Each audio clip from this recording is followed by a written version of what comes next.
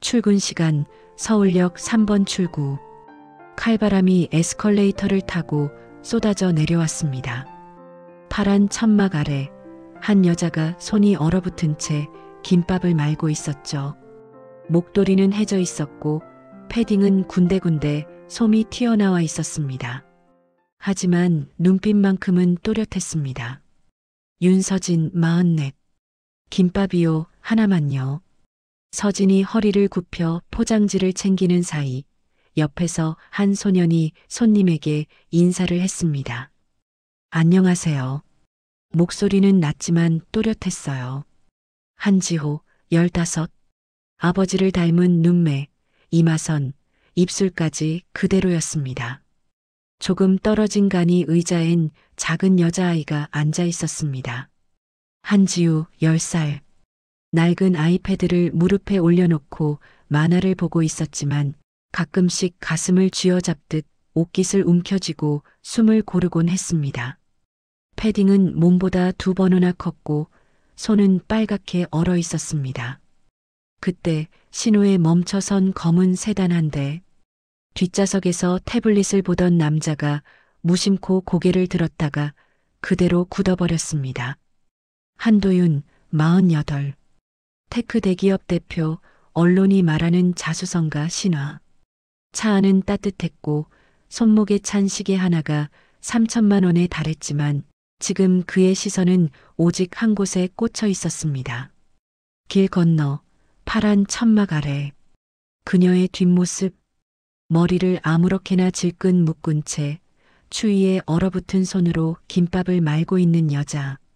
대표님, 신호 바뀝니다. 운전기사가 말했지만 도윤은 듣지 못했습니다. 심장이 쿵, 쿵 미친 듯이 뛰고 있었죠. 차 세워. 예. 지금. 저기 인도 옆에 바로 세워. 차가 급브레이크와 함께 인도 옆에 섰습니다. 도윤은 안전벨트를 제대로 풀지도 못한 채 문을 열고 뛰어내렸습니다. 겨울 공기가 얼굴을 후려쳤지만 그는 신호가 바뀌기도 전에 거의 달리다시피 횡단보도를 건넜습니다. 가까이 갈수록 확신이 들었습니다. 어깨 라인, 고개 돌리는 습관, 손을 모으는 방식까지. 지호야, 오이 빼달라는 손님 오면 바로 말해줘. 그 목소리를 듣는 순간 도윤의 발이 바닥에 박힌 듯 멈춰 섰습니다. 윤서진. 10년 전 마지막으로 후회하지 말라는 말을 남기고 떠나갔던 여자. 서진이 고개를 돌렸고 두 사람의 눈이 마주쳤습니다. 그 짧은 순간 시간은 10년 전으로 되감긴 듯 멈춰버렸습니다.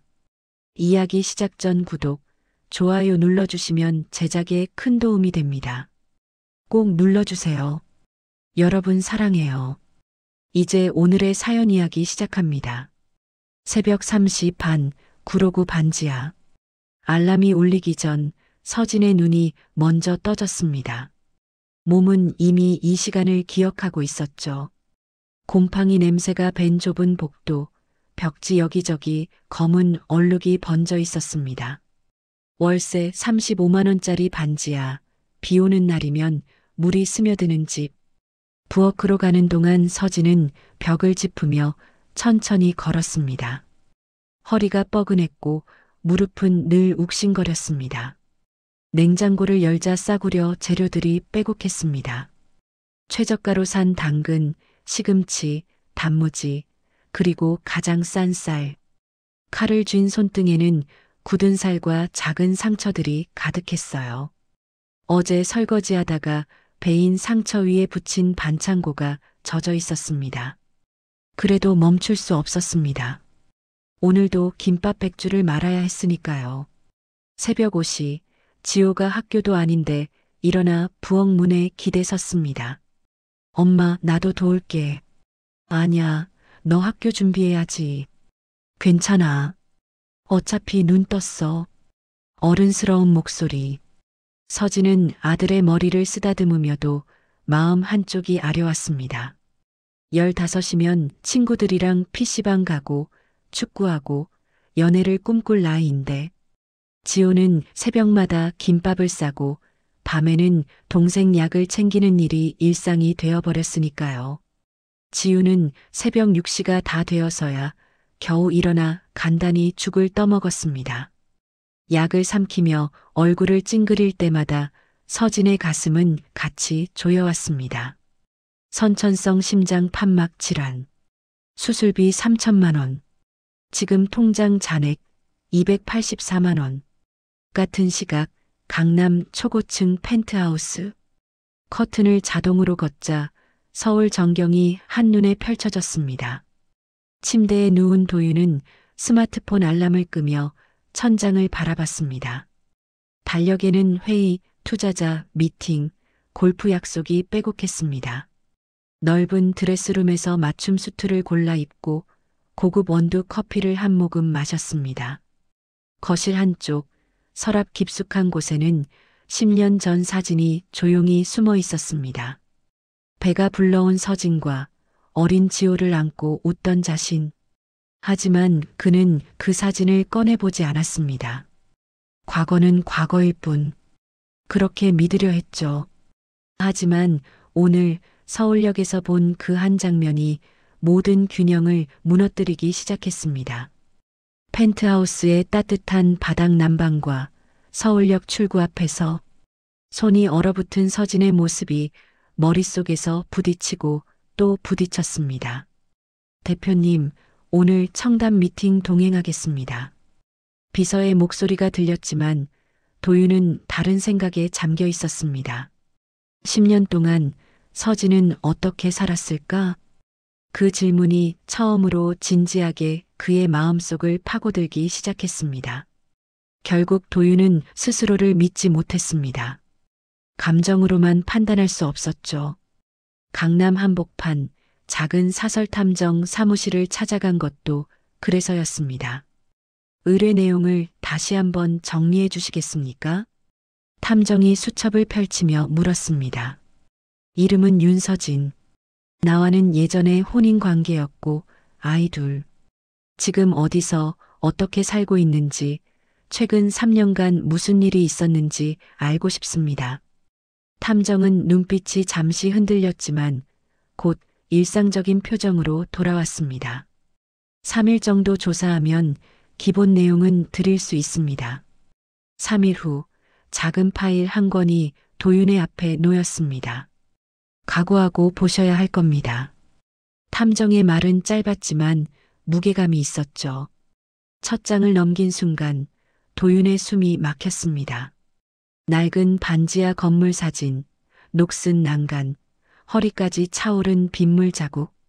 구로구 반지하, 보증금 500, 월세 35. 현재 윤서진 씨와 두 아이 거주 중입니다. 다음 장에는 서진의 하루 일과가 적혀 있었습니다. 새벽 3시 기상 김밥 준비. 새벽 6시 서울역 노점. 오전 10시 신림 중국집 설거지. 저녁 6시 강남 오피스텔 청소. 밤 11시 귀가. 하루 15시간 노동. 월 수입 약 120만 원. 생활비, 월세, 아이들 학비, 약가까지 빼면 남는 건 거의 없습니다. 탐정의 목소리가 낮게 깔렸습니다. 지호의 사진도 있었습니다. 낡은 교복 해진 운동화. 도서관에서 혼자 문제집을 풀고 있는 모습. 친구들과 어울리는 모습은 거의 보이지 않습니다. 대부분 집 학교 노점집. 어른이 대신 져야 할 짐을 아이가 함께 지고 있는 것 같습니다. 마지막 장, 더 이상 넘기고 싶지 않았지만 손이 멈추지 않았습니다. 지우의 진단서. 선천성 심장 판막 질환. 수술 필요. 예상 비용 3천만 원. 3년 전 처음 진단받았고 그때부터 약으로 버텨온 상태입니다. 더 이상 미루기 어렵다는 게 담당 의사 의견입니다. 도윤의 손이 떨렸습니다. 그때 탐정이 맨 뒤쪽 서류 몇 장을 따로 꺼냈습니다. 이건 통화 기록과 문자 기록입니다. 윤서진 씨가 대표님께 보낸 것들입니다. 종이에는 빼곡히 문자 내용이 인쇄되어 있었습니다. 지우가 아파. 제발 한 번만 연락 받아줘. 수술비가 필요해. 빌려줄 수 있으면 갚을게. 당신을 미워하고 싶지 않아. 제발 아이들만은 외면하지 말아줘.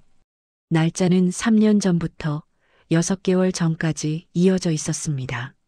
하지만 이 연락들은 전부 수신되지 않았습니다. 수신되지 않았다니요? 도윤이 믿을 수 없다는 듯 묻자 탐정이 조심스럽게 말을 이었습니다. 중간에서 차단된 겁니다. 통신사 기록상 번호는 살아 있었지만 수신자 단말까지 가지 못한 흔적이 반복적으로 반복됩니다. 누군가 대표님 주변에서 막았을 가능성이 큽니다. 그 순간 도윤의 머릿속에 한 사람의 얼굴이 떠올랐습니다. 3년 전, 이제 과거는 잊고 앞만 보라고 말하던 여자. 서영의 소식을 자주 가져오던 사람. 그리고 지금 그의 곁에 연인이라는 이름으로 서 있는 사람. 한소연. 도윤의 입에서 그 이름이 새어나왔습니다. 그날 저녁 도윤은 회사로 돌아가지 않았습니다. 비서실 일정을 모두 취소시키고 탐정이 적어준 주소로 향했습니다. 구로구 골목 안쪽. 가로등은 몇 개 없었고 노랗게 번진 불빛이 축축한 벽을 겨우 비추고 있었습니다. 쓰레기 봉투들이 쌓여 있고 어디선가 하수구 냄새가 희미하게 올라왔습니다. 여기가 건물 앞에 서자 반지하로 내려가는 좁은 계단이 보였습니다. 작은 창문으로 흐릿한 불빛이 새어나오고 있었고 안에서 TV 소리가 아주 작게 들렸습니다. 도윤은 손가락이 떨리는 걸 느끼며 초인종을 눌렀습니다. 잠시 후 문이 열렸고 한지호가 모습을 드러냈습니다. 소녀는 한순간 굳어졌습니다. 낮에 서울역에서 봤던 그 남자. 검은 코트, 반듯한 머리, 낯설지만 어딘가 익숙한 얼굴. 지호야, 누구야? 안에서 서진의 목소리가 들려왔습니다. 왜 왔어요? 지호의 첫 마디는 인사도 놀람도 아니었습니다. 경계와 분노가 섞인 목소리였습니다. 엄마 좀 볼 수 있을까? 집에 가세요. 지호가 문을 닫으려 하자 도윤은 반사적으로 문틀을 붙잡았습니다. 그 힘에 놀란 지호의 눈이 더 커졌습니다. 그때 안쪽에서 서진이 나타났습니다. 추리닝 바지에 후드티, 앞치마를 허리에 둘러맨 채 다크서클이 짙게 내려와 있었지만 눈빛만큼은 날카로웠습니다. 주소는 어떻게 알았어? 서진의 목소리는 낮고 차가웠습니다. 미안해. 그래도 너희가 어떻게 사는지 알아야 할 것 같아서. 도윤의 말이 채 끝나기도 전에 안쪽에서 가느다란 기침 소리가 들려왔습니다. 얇은 이불을 덮고 누워있던 지우가 몸을 일으키려다 숨이 가빠져 다시 기침을 했습니다. 도윤이 반사적으로 안쪽을 보려 하자 서진이 문을 더 좁혔습니다. 보지 마. 지호가 한 걸음 앞으로 나왔습니다. 어깨는 아직 작았지만 눈빛만큼은 완전히 어른이었습니다. 10년 동안 어디 계셨어요? 짧은 질문이었지만 모든 것이 담겨 있었습니다. 나 너희가 잘 살고 있는 줄 알았어. 소연이가 그러더라. 엄마 재혼해서 새아빠가 사업 잘해서 너희도. 그래서 확인도 안 해봤어요? 지호의 목소리가 떨렸습니다. 엄마가 새벽마다 김밥 싸고 낮엔 설거지하고 밤엔 청소하는 건 한 번도 궁금하지 않았어요? 서진의 눈가에 눈물이 차올랐지만 그녀는 이를 꽉 물었습니다. 지호 뒤에서 지우가 조심스럽게 고개를 내밀었습니다. 얼굴은 여전히 창백했고 가슴께를 본능적으로 감싸쥐고 있었죠. 지우야, 안으로 들어가 있어. 저 아저씨 누구야? 그냥 손님이야. 서진의 거짓말에 도윤의 심장이 내려앉았습니다. 아빠라는 말을 한 번도 들려주지 못한 죄책감이 목을 조여왔습니다. 이제 그만 가. 서진이 문을 더 끌어당겼습니다. 지우 수술비 내가. 우린 우리 힘으로 살 거야. 서진의 목소리가 갈라졌습니다. 당신 도움 없어도 여기까지 버텼어. 늦어도 너무 늦었어. 한도윤. 문이 쾅 하고 닫혔습니다. 좁은 계단에 혼자 남겨진 도윤은 한참을 움직이지 못했습니다. 겨우 밖으로 나와 벤치에 앉았을 때 지호의 말이 계속 귀에 맴돌았습니다. 10년 동안 어디 계셨어요? 다음 날 아침 32층 사무실. 언제나처럼 도시 전경이 유리창 아래 펼쳐져 있었지만 오늘은 그 어느 것도 눈에 들어오지 않았습니다. 책상 위에는 탐정이 건네준 파일이 가만히 놓여 있었습니다. 도윤은 인터폰을 눌렀습니다. 비서실장 들어와. 비서가 들어오자 도윤은 곧장 물었습니다. 3년 전부터 내 개인 번호로 들어온 연락 중에 누가 필터링한 거 있어? 비서실장은 순간 표정이 굳었다가 애써 아무렇지 않은 척했습니다. 그건 한소연 이사님이. 이름이 나온 순간 더 묻지 않아도 알 수 있었습니다. 잠시 후 소연이 사무실로 들어왔습니다. 적당한 미소, 세련된 정장. 3년 동안 업무 파트너이자 연인으로 지내온 여자였습니다. 도윤은 말없이 파일을 밀어주었습니다. 이게 뭔지 알겠어? 소연이 파일을 펼쳤습니다. 첫 페이지에 인쇄된 문자 내용들. 제발 한 번만 전화 받아줘. 지우가 숨을 잘 못 쉬어. 나를 미워해도 좋으니 아이들만은. 1장, 2장, 3장. 날짜가 바뀔 때마다 소연의 얼굴에서 혈색이 빠져나갔습니다. 손끝이 미세하게 떨리기 시작했습니다. 됐어. 여기까지 보면 알겠네. 왜 막았어? 도윤의 목소리는 낮았지만 안에 담긴 분노는 사무실 공기를 얼려버릴 만큼 차가웠습니다. 말해. 왜 막았냐고. 소연은 한참 침묵 끝에 조용히 고개를 들었습니다. 당신이 다시 돌아갈까봐. 뭐? 대표님이 그 여자한테 미련이 남았다는 거 나는 처음부터 알고 있었어. 사진을 아직도 버리지 못하는 것도, 술 취하면 그 이름 부르는 것도. 그래서 내가 선택한 거야. 그래서 내 딸이 죽어도 상관없었냐고. 처음으로 도윤의 목소리가 터져 나왔습니다. 회의실 밖에서 직원들이 놀라 고개를 들 정도로 거친 고함이었습니다. 소연의 입술이 하얗게 질렸지만 그녀도 지지 않았습니다. 딸이라고? 그 아이가 당신을 아빠라고 부르긴 해? 한 번이라도 본 적 있어? 다 지나간 일이야. 이미 끝난 가족이잖아. 입 다물어. 사무실 공기가 무겁게 가라앉았습니다. 도윤은 손을 떨며 마지막 장을 펼쳤습니다. 서진이 보낸 마지막 문자. 그래도 혹시 몰라서 마지막으로 보내. 지우가 많이 힘들어해. 그래도 사람만 있다면 난 버틸 수 있어. 이걸 내가 지웠어. 도윤이 낮게 말했습니다. 소연은 더 이상 변명하지 않았습니다. 그래, 내가 지웠어. 당신이 흔들리는 거 더는 보고 싶지 않았으니까. 나가. 짧은 한마디였습니다. 소연이 충격에 눈을 크게 떴습니다. 대표님, 나 당신 옆에서 이제부턴 아무 관계도 아니야. 회사 일도 내 인생도. 소연은 한순간 울먹이는 듯 했지만 곧 입술을 깨물고 고개를 들었습니다. 후회할 거야. 그 사람들은 이미 당신 없이도 사는 법을 배웠어. 문이 닫히고 사무실에 혼자 남은 도윤은 천천히 자리에 주저앉았습니다. 책상 위에 놓인 진단서 한 장이 시야를 가득 채웠습니다. 당장 수술 필요, 지연 씨 위험. 그때 핸드폰이 울렸습니다. 미리 설정해둔 주주 미팅 알림. 도윤은 화면을 꺼버렸습니다. 지금 이 순간에 가장 중요한 건 회사도, 주주도, 기사도 아니었습니다. 지우의 심장, 그리고 10년 동안 내버려둔 아버지라는 이름. 그날 밤 11시 서진은 강남 오피스텔 청소를 마치고 지하철에 몸을 실었습니다. 손목은 아팠고 발바닥은 화끈거렸습니다. 눈꺼풀이 무거워 자꾸만 내려왔지만 억지로 참고 있어야 했죠. 그때 핸드폰이 울렸습니다. 발신 지호. 응, 지호야.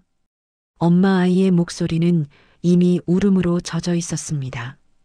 지우가 갑자기 숨을 잘 못 쉬어 가슴 아프다고 하더니 쓰러졌어. 119 불렀어. 순간 서진의 머릿속이 하얘졌습니다. 지금 어디야? 집 곧 구급차 온대. 엄마 금방 갈게. 울지 말고 구급대원 오면 잘 설명해. 알았지? 서진은 다음 역에 도착하자마자 뛰어내렸습니다. 카드 찍을 틈도 없이 계단을 달려 올라와 택시를 잡았습니다. 손이 떨려 지갑을 제대로 꺼내지도 못했지만 기사에게 주소를 말하고 숨을 몰아쉬었습니다. 집 앞에 도착했을 때 구급차가 막 떠나려던 참이었습니다. 들것 위에서 지우가 산소 마스크를 쓴 채 실려 나오는 모습이 보였습니다. 지우야, 보호자분이세요? 빨리 타세요. 구급차 안 작은 몸에 붙은 수많은 선들, 기계음이 빠르게 뛰는 심박수를 따라 불규칙하게 울렸습니다. 서진은 지우의 손을 잡고 연신 기도했습니다. 제발, 제발. 서울대병원 응급실. 의사와 간호사들이 쏟아져 나와 지우를 데려갔습니다. 심장 박동 불규칙, 혈압 떨어집니다. 응급약 준비하세요. 문이 닫히고 서진과 지호만 대기실에 남았습니다. 지호는 벽에 기대서 두 주먹을 꽉 움켜쥔 채 떨고 있었습니다. 얼마나 시간이 지났을까? 하얀 가운을 입은 의사가 다가왔습니다. 보호자분이시죠? 서진이 휘청이며 일어섰습니다. 상태가 매우 위태롭습니다. 더는 약으로 버틸 수 없어요. 지금 당장 수술 들어가야 합니다. 수술이요? 지금 결정하지 않으면 아이가 위험합니다. 다만 선납금이 필요합니다. 대략 1,500만 원 정도. 1,500만 원. 서진의 머릿속에 숫자가 떠다녔습니다. 통장 잔액 284만 원. 김밥 100줄 팔아 남는 돈 5만 원. 설거지, 청소 다 합쳐도 한 달 120만 원. 내일 드리면 안 될까요? 아니, 다음 달까지라도. 죄송하지만 병원 규정입니다. 선납금이 입금되어야 수술팀이 움직일 수 있습니다. 시간 없습니다. 무릎에서 힘이 풀리려는 순간 지호가 엄마를 붙잡았습니다. 엄마, 나 학교 그만둘게. 알바해서 돈 벌면. 안 돼. 서진이 아들을 껴안았습니다. 너는 끝까지 공부해야 해. 아빠 대신 너라도. 그때 대기실 문이 열리며 누군가 숨을 헐떡이며 들어왔습니다. 한도윤이었습니다. 서진의 눈이 크게 뜨였습니다. 당신 여기서 뭐 하는 거야? 도윤은 대답 대신 계산 창구로 다가가 카드를 내밀었습니다. 장지우, 보호자 한도윤입니다. 수술비 전액 제 카드로 결제하겠습니다. 간호사가 놀란 눈으로 서진을 바라보았습니다. 보호자분 맞으세요? 서진의 마음은 복잡했습니다. 자존심이 무너지는 느낌 하지만 딸을 살려야 한다는 절박함이 한순간에 뒤엉켰습니다. 의사가 다시 물었습니다. 지금 결제 가능하시면 바로 수술 준비 들어가겠습니다. 결정해 주셔야 합니다. 서진은 눈을 감았다가 떴습니다. 지호가 울먹이는 눈으로 엄마를 바라보고 있었습니다. 제발 살려주세요. 수술해 주세요. 서진의 목소리가 갈라졌습니다. 그리고 겨우 입을 떼었습니다. 부탁할게. 한 번만. 도윤이 카드를 건네며 낮게 말했습니다. 오늘만이라도 아버지 역할 하게 해줘. 수술실 문이 닫히고 수술 중 표시가 붉게 켜졌습니다. 긴 밤이 시작되고 있었습니다. 새벽 3시 수술실 앞 복도. 형광등 불빛이 새하얗게 내려앉은 좁은 공간에 세 사람의 그림자가 늘어져 있었습니다. 서진은 딱딱한 플라스틱 의자에 앉아 두 손을 꽉 모은 채 고개를 숙이고 있었습니다.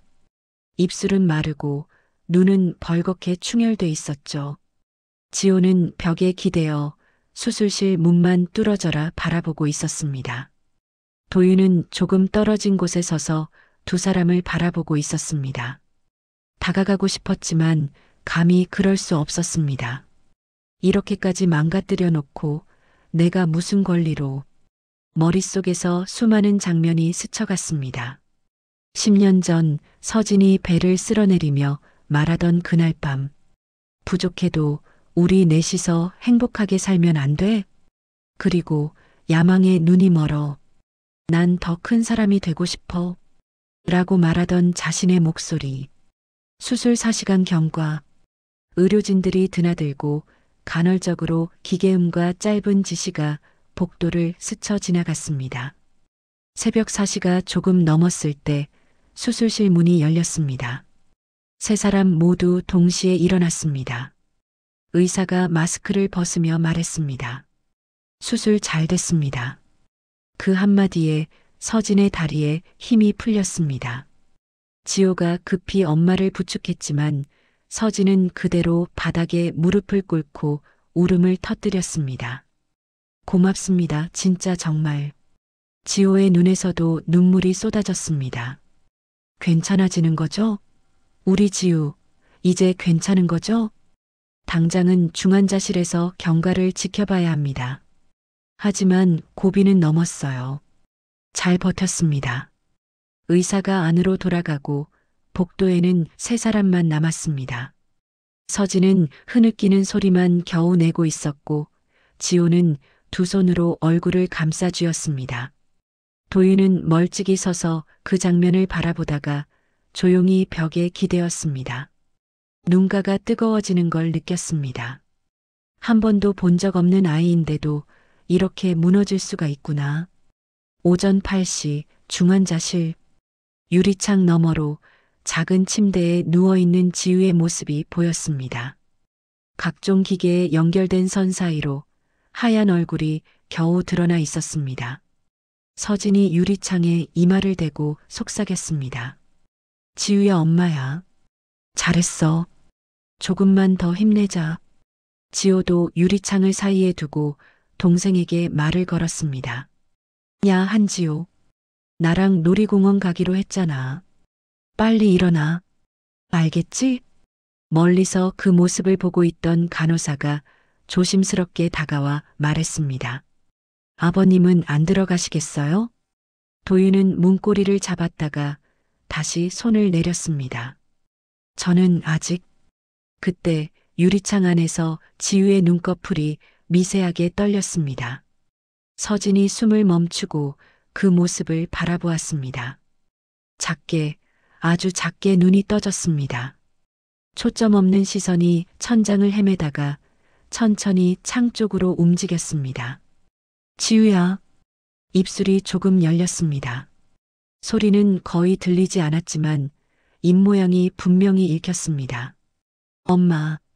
서진이 오열했고 지호도 눈물을 흘리며 창에 양손을 대었습니다. 간호사가 서진을 안으로 안내했고 그녀는 떨리는 손으로 딸의 손을 잡았습니다. 조금 뒤 도윤도 조심스럽게 중환자실 안으로 들어갔습니다. 한 걸음 한 걸음 다가갈 때마다 심장이 미친 듯이 뛰었습니다. 침대 옆에 서자 지우의 눈이 그를 향했습니다. 어제 반지하 문 앞에서 그리고 서울역 천막 아래에서 봤던 그 낯선 남자. 서진이 아주 작은 목소리로 귀에 속삭였습니다. 지우야 아빠야. 지우의 눈이 조금 더 크게 떠졌습니다. 그리고 마른 입술 사이로 단어 하나가 겨우 나왔습니다. 아빠. 그 한마디에 도윤의 무릎이 휘청거렸습니다. 10년 동안 단 한 번도 들을 수 없었던 말. 뒤늦게 도착한 아빠라는 두 글자가 그의 심장을 정면으로 가르듯 파고들었습니다. 3개월 후 봄. 벚꽃이 흩날리는 4월 아침, 마포의 한 아파트 단지. 남양 거실로 햇살이 따뜻하게 쏟아져 들어오고 창밖으로는 초록 나무들이 바람에 흔들리고 있었습니다. 주방에서는 지글지글 계란이 익는 소리가 났습니다. 수트 대신 앞치마를 두른 남자가 프라이팬 앞에 서 있었습니다. 한도윤. 지우야, 계란은 반숙 맞지? 응. 작은 방 문이 열리고 교복을 입은 지우가 뛰어나왔습니다. 얼굴에는 더 이상 창백함이 없었고 볼은 통통하게 올라와 있었습니다. 아빠, 오늘 체육 시간에 오래 달리기 하는데 나 1등 할 거야. 야, 심장은 이제 괜찮지만 너무 무리하면 안 된다. 알았어. 근데 나 진짜 빨라. 지호도 방에서 나왔습니다. 교재가 든 가방을 메고 머리는 단정하게 빗어 넘긴 모습. 아빠, 오늘 학원 끝나고 친구들이랑 도서관에서 공부하고 올게요. 그래. 늦게까지 말고 10시 전에만 들어와. 알았어요. 식탁에 네 사람이 둘러앉았습니다. 김이 모락모락 나는 밥, 계란 프라이, 나물 반찬, 김치찌개. 특별할 것 없는 메뉴였지만 서진은 식탁을 바라보다가 문득 미소를 지었습니다. 뭐가 그렇게 좋아? 도윤이 묻자 서진이 고개를 저었습니다. 그냥 소리들이 좋아. 소리? 숟가락 부딪히는 소리, 지호가 책장 넘기는 소리, 지우가 떠드는 소리. 예전엔 다 사라질까봐 무서웠거든. 지우가 웃으며 물었습니다. 엄마, 그럼 지금은? 지금은 이 소리들이 제일 부자 같아. 아침 식사가 끝나고 아이들은 학교로 향했습니다. 현관에서 신발을 신는 지우가 뒤를 돌아보며 외쳤습니다. 아빠, 오늘도 회사 일찍 끝내고 와. 저녁에 보드게임 하자. 대표님이 야근 안 해도 되나? 서진이 장난스럽게 묻자 도윤이 웃었습니다. 이 회사 대표는 이제 야근 금지 정책 밀고 있어서 실제로 도윤은 회사 복지 정책을 바꾸었습니다. 야근 최소화, 유급 육아휴직 확대, 정시 퇴근 문화. 직원들이 가족과 함께할 수 없다면 회사가 아무리 커져도 소용없다는 말을 회의실에서 진심으로 했을 때 임원들은 잠시 놀랐다가 박수를 쳤습니다. 32층 사무실 책상 위에는 이제 새로운 액자가 하나 놓여 있습니다. 놀이공원에서 네 사람이 웃으며 찍은 사진. 지호가 어색하게 웃고 지우는 V자를 그리며 카메라를 향해 있고 서진은 조금 수줍게, 도윤은 진심으로. 퇴근 후 도윤은 청담 미쉐린 레스토랑 대신 마트에 들릅니다. 장바구니에 딸기, 우유, 라면, 서진이 좋아하는 차를 담으면서 옆에서 장보는 다른 가족들을 바라봅니다. 예전에는 자신을 다른 차원 사람이라고 생각했지만 이제는 그저 비슷한 일상을 살아가는 한 사람의 아버지일 뿐이었습니다. 저녁 7시, 집. 주방에서 도윤이 국을 저으면 거실에서는 지우의 웃음소리와 지호의 낮은 목소리가 섞여 들립니다. 야, 여기다가 이렇게 그리면 되지? 아니, 색연필 너무 세게 누르지 말라니까. 서진은 소파에 앉아 둘을 바라보다가 조용히 주방 쪽으로 다가와 말합니다. 이제 좀 사람처럼 산다. 예전엔 사람이 아니었나 보지. 사람 흉내내는 기계 같았지. 성공, 성과, 숫자 그런 것만 보는. 도윤이 국자를 내려놓고 진지하게 말합니다. 서진아. 응. 10년은 돌려놓을 수 없다는 거 알아. 그래서 더 조급했는데 지금은 조금 덜 그래. 남은 시간만은 제대로 살면 된다고 생각해. 서진이 잠시 그를 바라보다가 아주 조그맣게 고개를 끄덕입니다. 응. 우리 천천히. 밤 10시 아이들이 잠든 후 서진은 지우방 문 앞에서 잠시 서 있습니다. 규칙적으로 들려오는 딸의 숨소리가 그 어느 때보다 고맙게 느껴졌습니다. 지호방 문 사이로는 스탠드 불빛이 새어나옵니다. 거실 창가에 선 도윤은 도시 야경을 바라봅니다. 예전에는 32층 높이에서 내려다보는 불빛들이 자신이 이룬 성취의 상징처럼 느껴졌지만 지금은 생각이 달라졌습니다.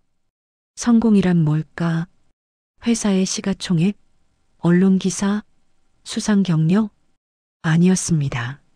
지금 침대에서 곤히 자고 있는 아이들, 부엌에 접시를 말려두고 나오며 내일 반찬 뭐 할까 고민하는 서진, 아침이면 누군가의 이름을 부르며 눈을 뜨고 밤이면 잘 자라는 말을 들으며 눈을 감는 삶. 그것이 진짜 성공이라는 걸 도윤은 이제야 알게 되었습니다. 창문에 비친 자신의 얼굴이 예전보다 조금은 부드러워진 것 같았습니다. 그는 조용히 중얼거렸습니다. 이제야 제대로 된 사람이 된 기분이야. 방 안에서 지유의 목소리가 작게 새어나왔습니다. 아빠 사랑해. 잠결에 흘러나온 말에 도윤의 입가에 미소가 번졌습니다. 10년은 잃어버렸지만 남은 날들은 함께 채워나갈 수 있습니다. 아버지로, 남편으로, 그리고 한 인간으로. 오늘 이야기가 여러분의 마음에 깊은 울림을 주었다면 구독과 좋아요, 응원해 주시면 감사하겠습니다. 여러분의 응원이 더 좋은 이야기를 만듭니다. 언제나 당신의 건강하고 행복한 삶을 응원합니다. 여러분 사랑해요. 여러분의 소중한 생각과 응원의 메시지를 댓글로 남겨주세요.